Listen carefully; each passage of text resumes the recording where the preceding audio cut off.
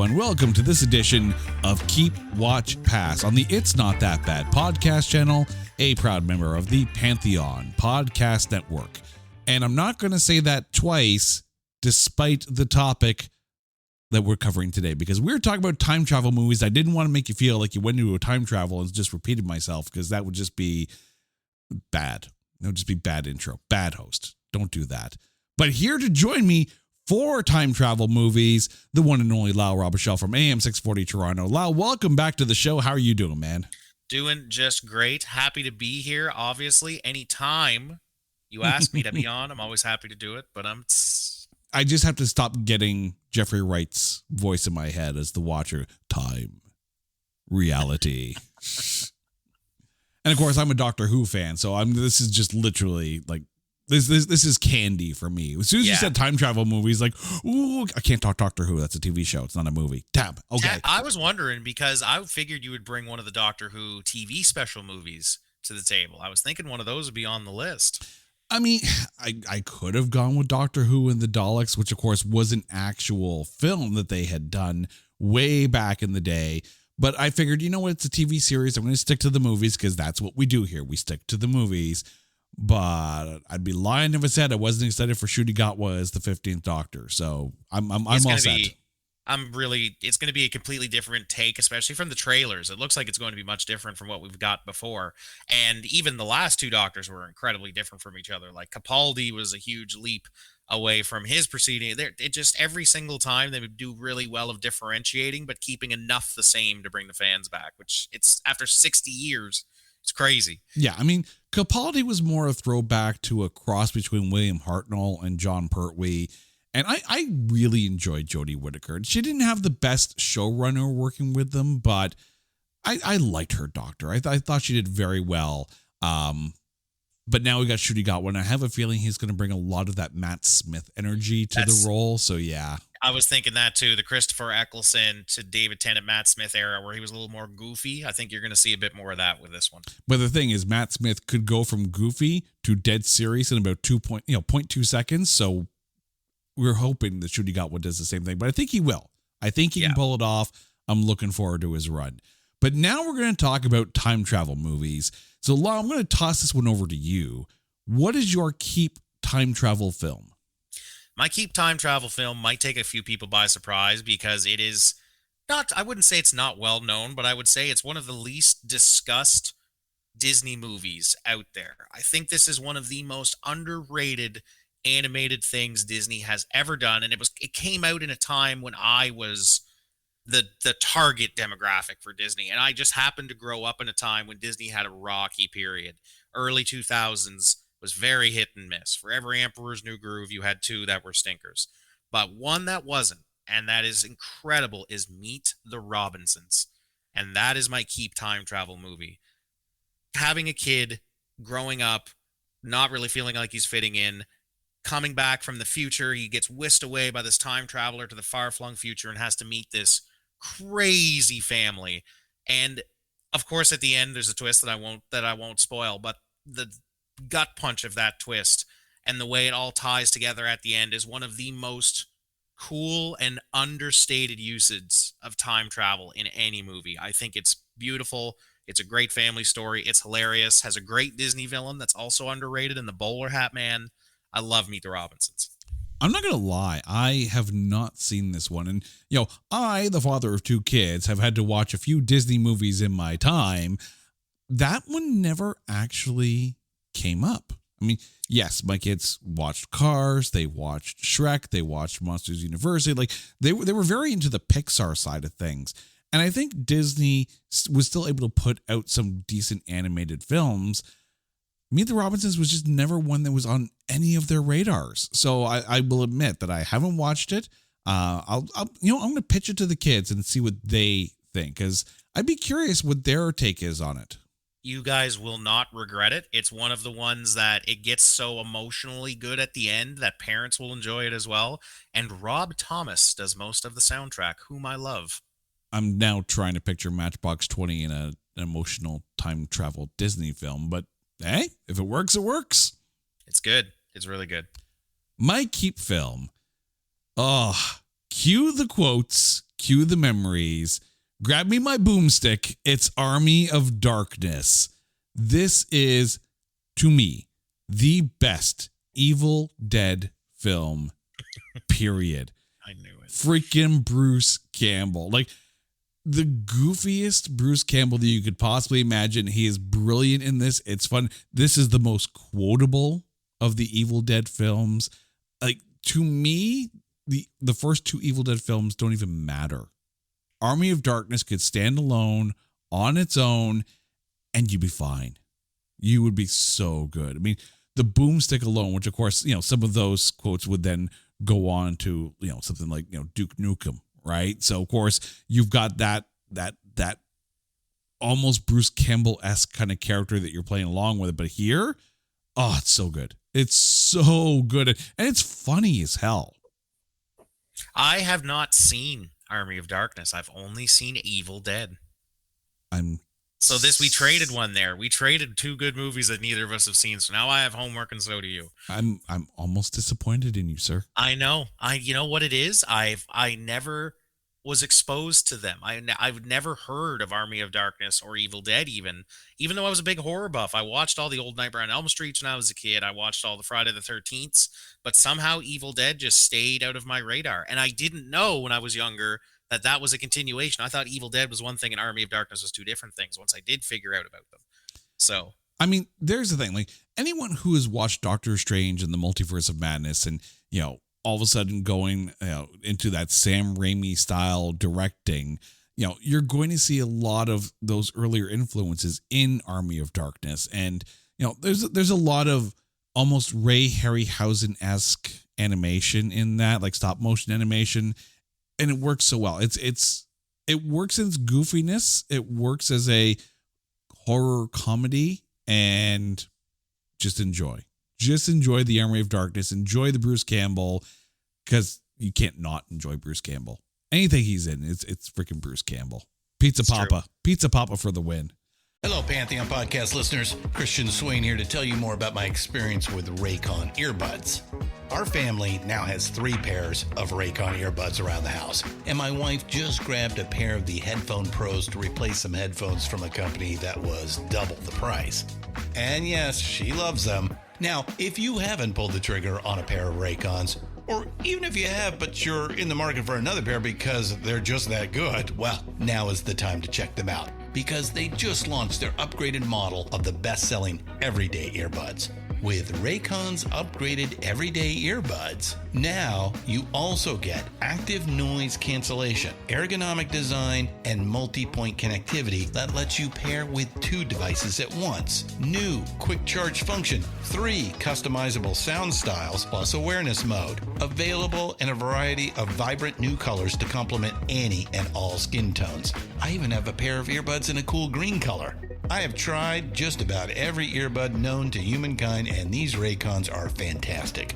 Seriously, if you've been wanting to check out Raycons, there truly is no better time. You're going to ask yourself why you didn't check them out sooner, and Raycon offers a 30-day happiness guarantee. So what are you waiting for? Go to buyraycon.com/Pantheon today to get 20% off your Raycon order, plus free shipping. That's right, you'll get 20% off and free shipping at buyraycon.com/Pantheon. buyraycon.com/Pantheon.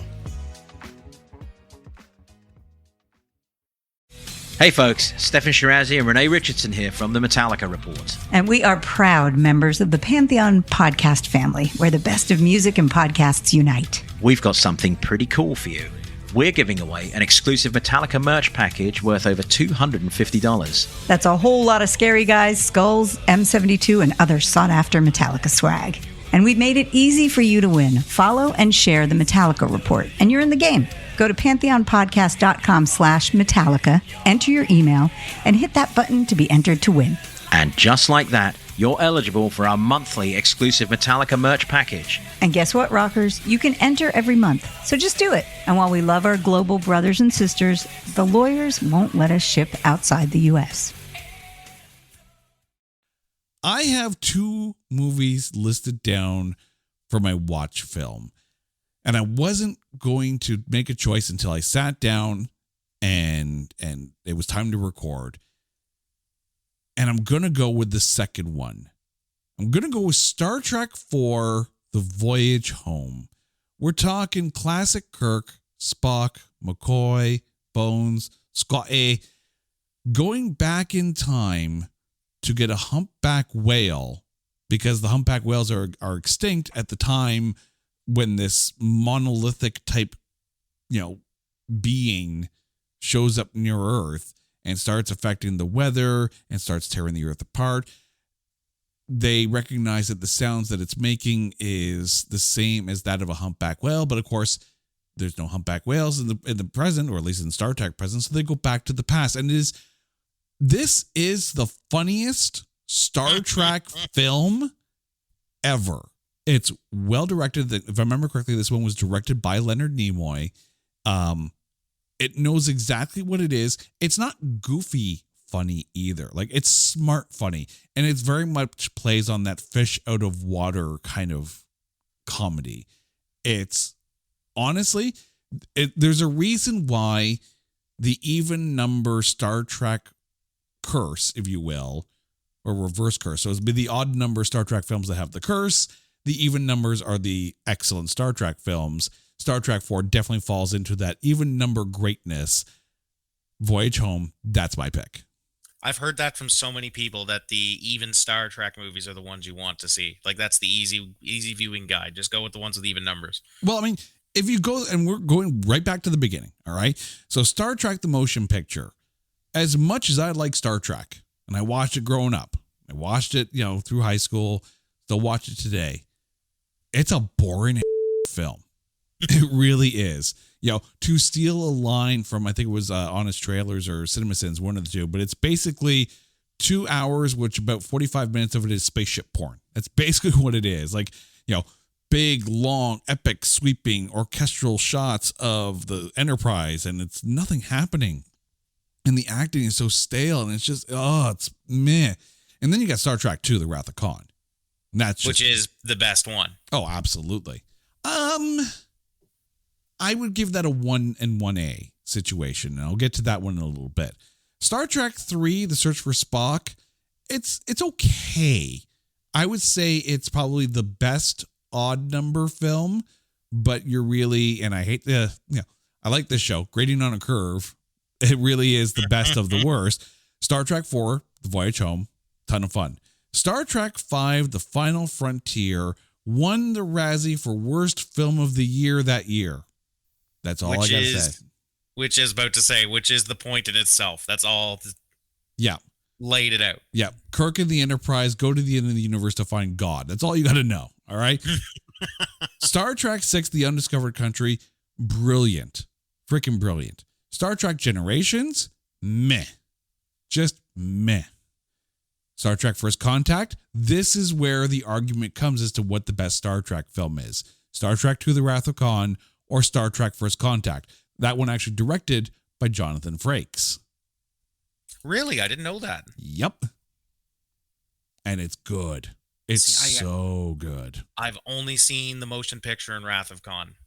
And then you get Star Trek Insurrection, which was okay. I didn't mind it. It's kind of on that Star Trek 3 kind of level. And then you get Star Trek Nemesis, and that's where people are going to start to sit there and maybe question the even number logic. I still didn't mind Nemesis. I think, if Insurrection and Star Trek 3 are the best of the odd numbers, maybe Nemesis is the worst of the even numbers, but that's still pretty damn good. Yeah, it's a good company to be a part of, even if you are in the low category of it. All right, so back to you, Lyle. What's your watch film? My watch film is the one that was almost keep, but I went with watch because this wouldn't be the one that everybody wants to hang up on the wall, watch every day. But it's X-Men: Days of Future Past.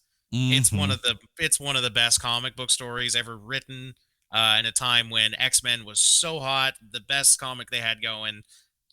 Kitty Pryde projecting Wolverine into the 70s to try to stop the assassination of Peter Dinklage. It's amazing.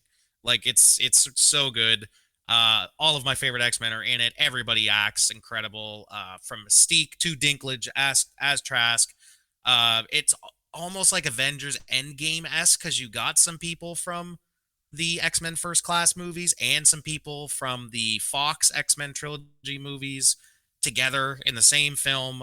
Just really, really good. Great story. Probably the best probably the best Marvel superhero movie that wasn't part of the mainline Avengers family. I would question that, because I mean, yes, I'm saying Days of Future Past isn't phenomenal and maybe one of the best X-Men films, right up there with X-Men 2, but you could also put Spider-Man 2 into that mix as well, I think. Oh, yeah, if we're putting them up against that, yeah. I mean, Yeah, the first I put them on the same category though. I love both of those movies probably pretty equally, but I am a huge X-Men mark, so I will say I am biased. Yeah.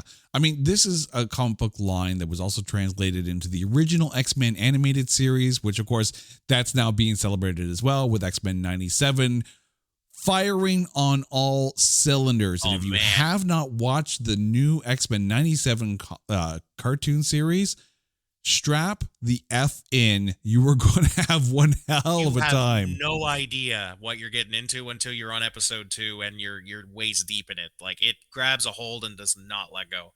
For the record, and I put this out on Twitter, so it's not like I'm hiding my thoughts here on this one, but when you get to episode 5,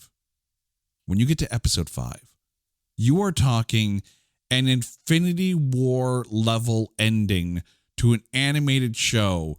And as I sat there and I watched this for the first time, like, I was silent. And then the only thing I could say was like, wow. The final line of dialogue in episode 5, if that doesn't get you, you have no soul. Yeah, no. I talked about this at my job at length on the air the other day after the episode aired. We hijacked the airwaves for a moment, and me and one of my other producers, Dave, had to give like a quick 10-minute review, and I am not exaggerating when I say it's Emmy worthy.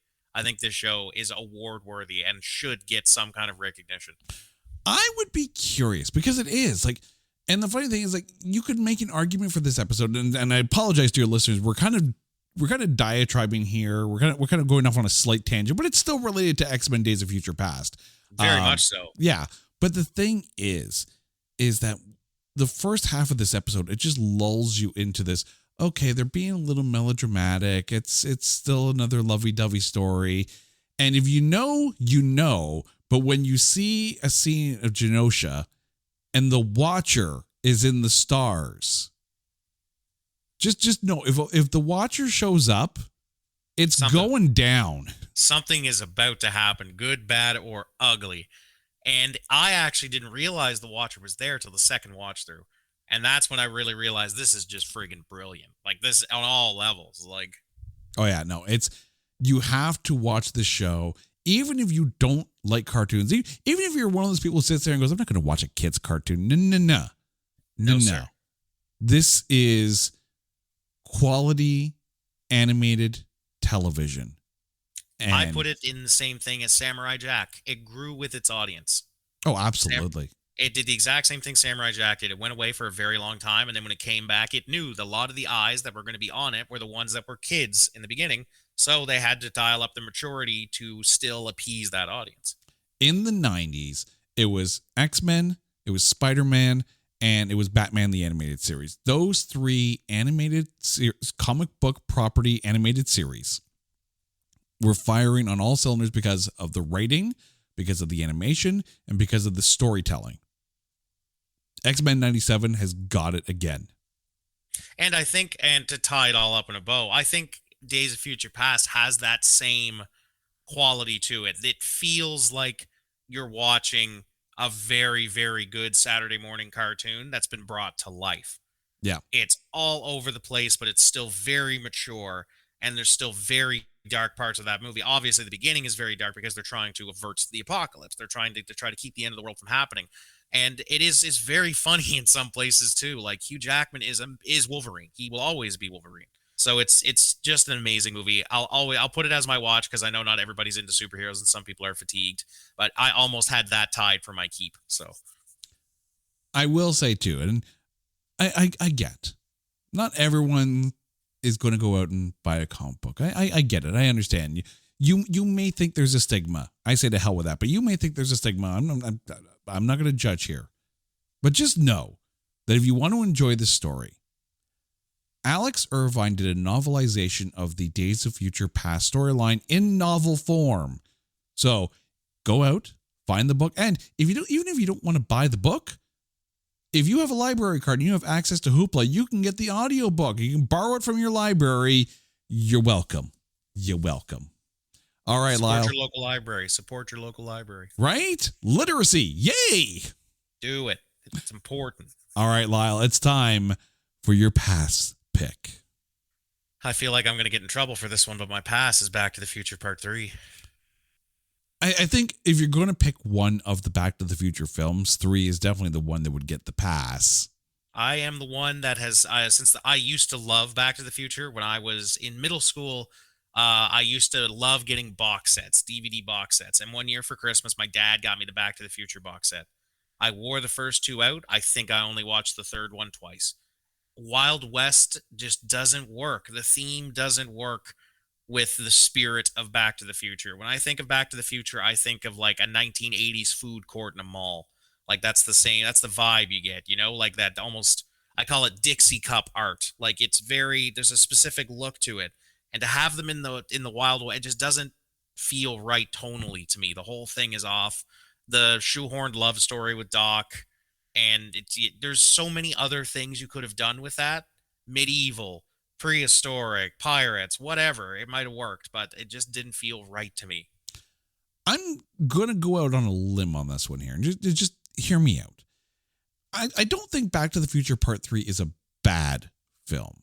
I don't. But I do think it pales in comparison to the other two. So I think Back to the Future Part 3 feels worse because of the direct comparables between 1 and 2.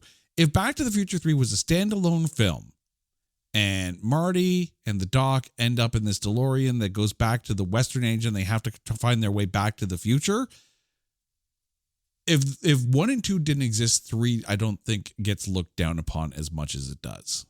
No, and because 2 was so good. 2 is the time travel thing done right. It's an altered future. Biff's in charge. Like, that's cool. With this one, it's like, oh, Doc retired to a shack in the Old West, and now we had to go back to try to rescue him because he got murdered. They're like, the plot isn't bad, but it is the Wild West for me that ruins it. If they had done the same plot in a different time era, it would have been a little bit better. But I never got it. I did, even when I was a kid and you're supposed to like the more zany things, I was like, nah, this isn't as good as the Biff one. Yeah, and then if memory serves, they filmed 2 and 3 at the same time. So when 2 actually hit the theaters, they had the, to be continued footage ready to go for the credits, which was kind of cool. And it was one of the first times I remember a film actually doing that, like thinking and plotting ahead of everything. So you knew right away that, yes, there's a sequel coming. Yes, you got a little taste of it in the theater while you were watching the one that was going to precede it. Like, that was smart filmmaking. I don't think they probably get enough credit for that. And I mean, that without that, the MCU doesn't have things like post-credit scenes. Exactly. Yeah, no, I think Back to the Future Part 2 paved the way for what the MCU was able to do by keeping people in their seats and making them watch the credits. Also, stay and watch the credits. Those people put a lot of work into those films. Yeah, 100%. Those people put just as much, if not more, work into it as the people you see in the movie all the time. But there is, when a movie does that well, it's a really good device because it doesn't get done very much, or it doesn't done well. One of the good examples of it I remember is at the end of Pirates of the Caribbean: Dead Man's Chest. Have you seen this one? You know what's funny? Pirates of the Caribbean, like that whole series, is a bit of a blind spot for me. Oh, it's incredible. It's so good. All of them are good. Some of them are not as good, but it's kind of like the Star Trek movies, where even the bad ones, you'll still like them. But at the end of the second one, Barbossa, who was killed in the first one, spoiler alert for a movie that's like 20 years old, but Barbossa comes down, and it's a big introduction of there's definitely another movie, because the whole thing is who we sending after him. And then Barbossa comes down the stairs having been revived by this swamp witch lady. And that's the big to be continued, basically. And man, I was like the perfect age for it. I was the target market age for Disney at the time. That hits. All of it, now I want so much more, but I know I have to wait X amount of time for it. It's a really difficult thing to pull off. All right. I'm just gonna read my notes, what I wrote for this film, and then I'm gonna let you know what the film was. So here's my thoughts on this film. This is quoting from what I've written down here. No, just no, just no. I'm talking about 2023's The Flash. Could not stand this film at all. At all. And I feel kind of bad because this was supposed to be like, everyone's supposed to be so hyped. Michael Keaton as Batman is back. Hey, that's awesome. Sasha Cale as Supergirl. Cool. All right, this is going to be awesome. She looks like she's going to be badass in this role. I know that Shazam! Fury of the Gods was nominated for Worst Film of the Year at the Razzies this past year. I don't see why. It actually wasn't that bad a film. The Flash, even taking out Ezra Miller's actions outside of the filming of this film, he is annoying as both versions of him, one more than the other. The fact that you have one version of him saying, wow, do I really sound like that? Yeah, you do. We don't want to be here for 2 hours to listen to it. Like, you took a character that Grant Gustin did a phenomenal job in building up, what was it, 8 seasons of The Flash? 8 seasons of good television with right? The Flash as well. Even the weaker episodes, Grant Gustin is still a charm in that role. Ezra Miller took that on it and served it to us on a platter and said, here, eat this. With some George Clooney sprinkles. I didn't even mind that part. I didn't. Like, and the fact that it was just a smile, like, guess what? Could be worse, right? And then we lose the chance to see Michael Keaton again as Batman and the Batgirl. Damn you, David Zaslav. You knew bringing this up was going to strike a chord with me. You were aware of what this was. You knew this was coming. Yeah. This is a group therapy session now at this point. It was the most bittersweet moment because my favorite Batman movies are The Batman, the newest one, and Batman 1989. Like kind of the one that started it all because I don't count Batman the movie, the 1960 movie. No, but I knew almost going into it that this was just going to be, I'm only going to see this for Keaton and the rest of it's going to be terrible because of the Ezra Miller stuff going on, because of the fact that DC did not have any idea what it was doing at the time. Hilariously, pun intended, it's an identity crisis at the time. It was before they had the, okay, here's our direction. Here's who's going to helm it. We know what we're doing. It was just a complete clusterfuck, totally off base with all of it. They took the Flashpoint storyline, which was amazingly written, and one of the better things DC has done as a reset or a retcon in the past 20 years. It's one of the ones that's most popular and made the most sense, and they just butchered it, and it was such an easy story to tell. It's so easy. You go to a universe where Thomas Wayne was the one that survived instead of Bruce. You get the Flash to fix it. That resets the timeline. You had it all written for you. Why they went off base with so many things and tried to do fan service for movies that shouldn't have even been intertwined with this. It was awful. Awful 2.5 hours of my life. Even though I knew it was going to be painful, at least going into this one, I knew it was going to be bad. Going into Batman versus Superman, I didn't know that. So at least going into this, it didn't hurt as bad because I did not have high expectations. I mean, DC could have still had some juice at this point. And I get that it's hard to get emotionally invested into a franchise that is dying. Just dying. And let's be honest, the DCEU was dying. Oh, it was on life support even. Yeah. It was, yeah. I mean, Shazam! Fury of the Gods, okay, I can live with that one. Wonder Woman 84, just pass. Aquaman 2, hit and miss. You know that one's going to come around too, right? Yeah, it's on my list of ones I was going to email you about. So. Spoilers! But yeah. I mean, but Blue Beetle was It was actually a ton of fun. That is one that more people should have seen. I think that kind of got lost in the shuffle a little bit. That had a great cast.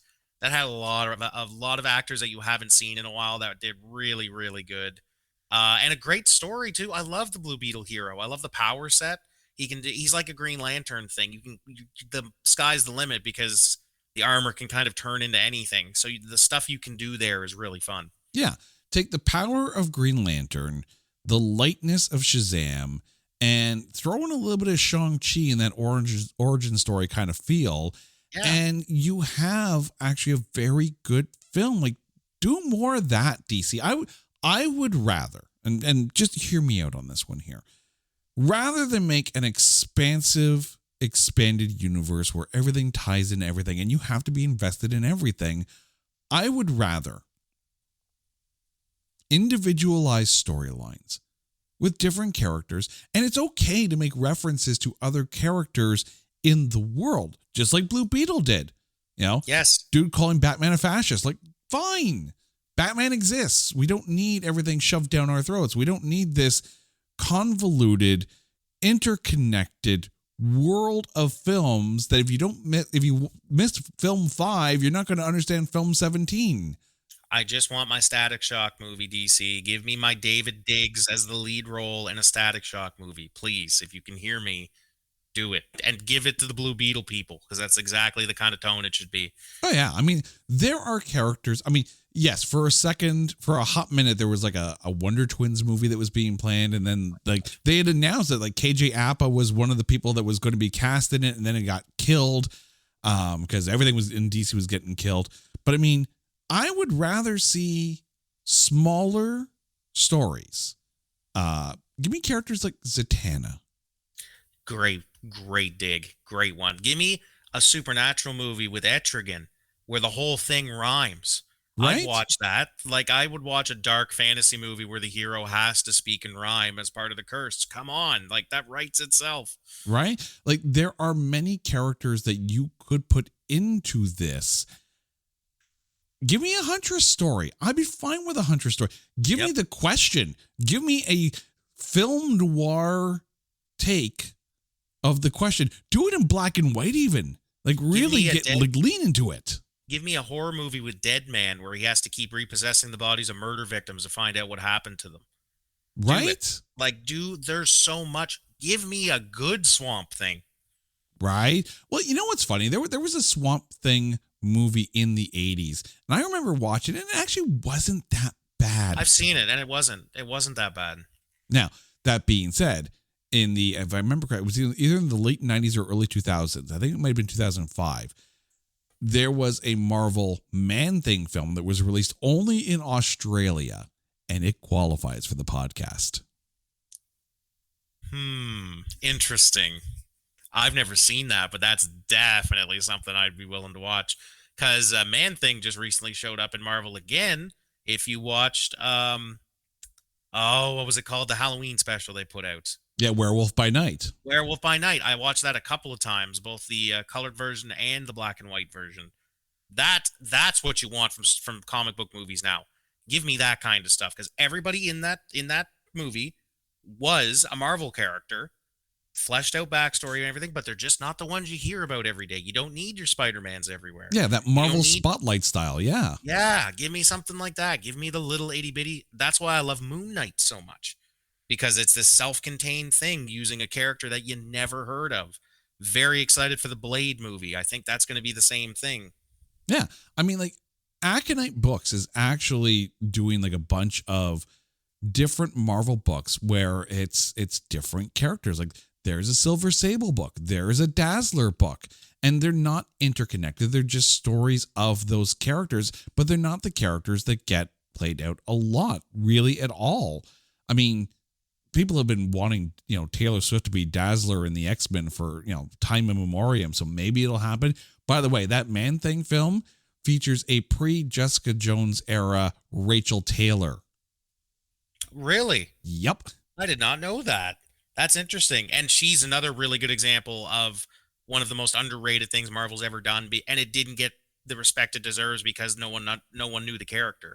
Look, the Jessica Jones series is absolutely amazing. Yeah, I know.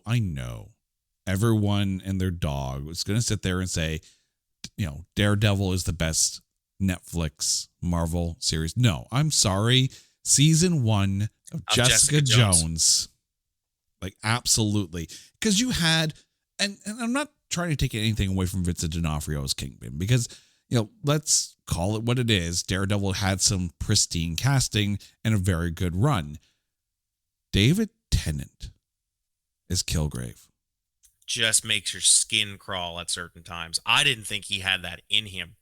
Like, I didn't know that. Like, that's a whole different David Tennant there. Like, watch a couple episodes of his Doctor Who run and then go watch that and tell me that's the same guy. Like, yeah. Or even go watch him as like the broken special investigator in Broadchurch. And then that's also a great series. Oh, so also good. A great series. Just don't watch the American version. Grace Point.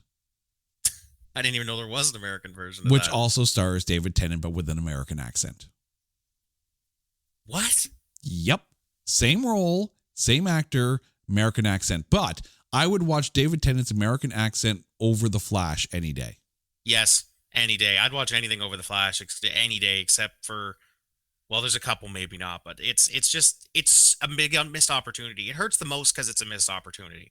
Knowing what could have been done here, because it's not Michael Keaton's fault. He's still great. He's still funny. He's still his Batman, but he's just in the wrong place. It's not Michael Shannon's fault. He's still a good Zod. It's not Sasha Cale's fault, because I think she's a great Supergirl. I think they should keep that casting. If they use that character again, it should still be her. There's a lot going on, but there's really only a couple places you can point to see where the problem is. If you hate the protagonist, it's really hard to get into a movie. And man, Ezra Miller just plays this. You said it, like he's like an annoying 11-year-old version of the Flash. Yeah, like no, that's not Barry Allen. It's not. Too many people forget this man's a police investigator. It's supposed to be. It's not even Wally West. No, like it's almost like an Impulse, or like a Kid Flash, or like something like that. Like he feels like a sidekick. Yeah, and you know what? If they'd gone with a Kid Flash, then maybe. But no, I don't know. Just no. There's too many moving parts that are moving in the wrong direction in that one. Okay, we could go on such a comic book diatribe on this, but I think we've settled it enough that the Flash just sucks. Yes, wholeheartedly sucks. All right, Lyle, please. It's been a bit now because we got tangenting again. Please remind our listeners what your keep, watch, and pass time travel movies are. My keep is Meet the Robinsons, and if you're like Jason, you haven't seen it, do yourself a favor, even if you don't got kids. Sit down, watch it. It'll tug at the heartstrings in the right way. And my watch is X-Men Days of Future Past, because X-Men, that's all I got to say. My pass is Back to the Future Part 3, because that's the one time Cowboys didn't work. All right, and my keep film is Army of Darkness, and if you're like Lyle and you haven't watched this, you need to go and watch it and have yourself a good time. Bring your boomstick. My watch is Star Trek IV, The Voyage Home, and my pass is The Flash. Lyle, thank you so much. Please, before we go, remind our listeners where they can hear you out there on the internet and on the interwebs and over the airwaves. If you want to hear me over the airwaves, check out Let's Talk on AM 640 Toronto with Danny Stover. I'm the content producer there. I do little mini features to kind of piggyback off of Danny's great interviewing work. Check out all the shows on 640 Toronto. All of our hosts are really great, and you'll definitely find something that interests you. All right, Lyle, thank you so much. And to you, our listeners, thank you. Now, you guys know the drill. If there is a topic that you want us to cover or a film that you want us to cover on It's Not That Bad, hit us up on social media at Not That Badcast, or go to our website at notthatbadcast.com. And while you're there, make sure you check out all of our other shows, because we got a ton of content for you guys to listen to, including our music series, There Can Only Be One, and Spin, Shuffle, Skip. Until next time, he's Lyle. I'm Jay. You guys are awesome. This is Keep Watch Pass on the It's Not That Bad podcast channel, a proud member of the Pantheon Podcast Network. Take care.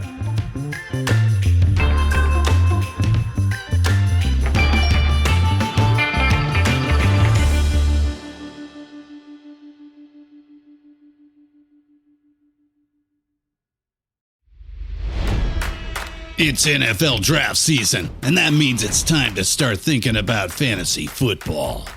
FantasyPoints.com features industry-leading experts and prognosticators using proprietary hand-charted data to help you score more fantasy points. FantasyPoints.com is the place to go for whatever kind of fantasy football you play. Whether you play fantasy football, daily fantasy sports, or do a little bit of everything, Fantasy Points has the meticulously researched content to guide you to victory.